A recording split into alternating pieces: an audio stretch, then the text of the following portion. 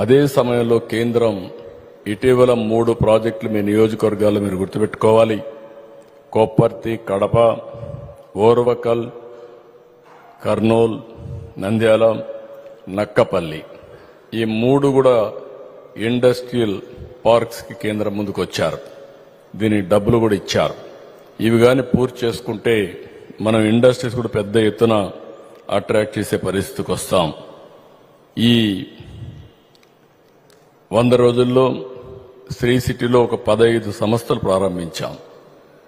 ఇంకొక 6 సంస్థలకి ఇండస్ట్రీస్ కి ఫౌండేషన్లు వేశాం.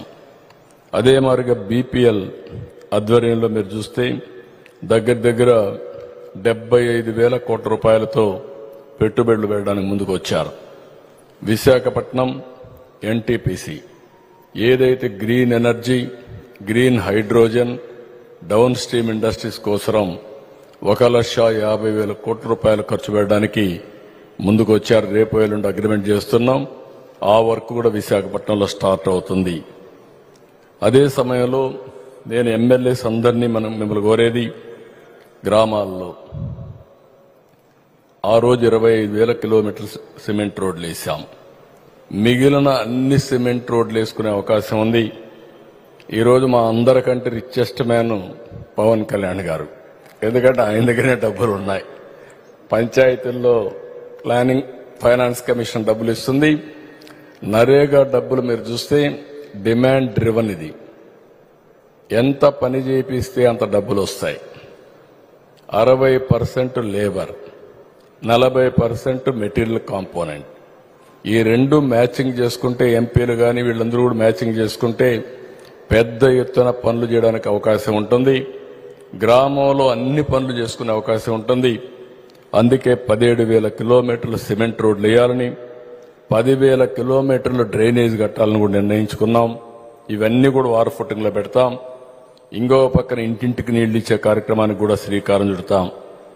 రైతులు కూడా మీరు చూస్తే 1,670 కోట్ల రూపాయలు మనోహర్ అయితే గట్టిగా పనిచేసి దాన్ని కంప్లీట్ చేయించారు. దానివల్ల 1,670 కోట్ల రూపాయలు బకాయిలన్నీ పూర్తి చేసేసాం. రాబోయే రోజుల్లో కూడా 2 days 48 hours లో ధాన్యం కొనుగోలు చేస్తే వాళ్లకు డబ్బులు ఇచ్చే బాధ్యత కూడా మన ప్రభుత్వం తీసుకుంటామని కూడా మీ అందరికీ హామీ ఇస్తున్నాం. ఇదే మరికి మళ్ళీ చాలా నిర్ణయాలు చేశాం. ఏదైతే ఆ రోజు మనం అనుకున్నటువంటి ఎన్డీఏలో ఇంటింటికి మీరు చెప్పారో అవి చాలా నిర్ణయాలు చేశాం. ఉదాహరణకు డ్రిప్ ఇరిగేషన్కి 90% మళ్ళా పెట్టాం. జలాశయాలన్నీ ఏదైనా రిపేర్లుంటే చేయడానికి 340 కోట్లు పెట్టాం. ఇంకొక పక్కన మీరు చూస్తే తుంగభద్ర డ్యాం ఎప్పుడు కూడా ప్రభుత్వం ఎంత యాక్టివ్గా ఉంటుందంటే ఏదైతే అన్నమయ్య డ్యాం కొట్టుకొని పోతే ముఖ్యమంత్రి ఆ పక్కకు పోలేదు ఆనాటి ముఖ్యమంత్రి. పులిచెంతల గేటు పోతే గేటు పెట్టడానికి 2 సీజన్లు అయినాయి. అదే మరిగా గుండ్లకమ్మ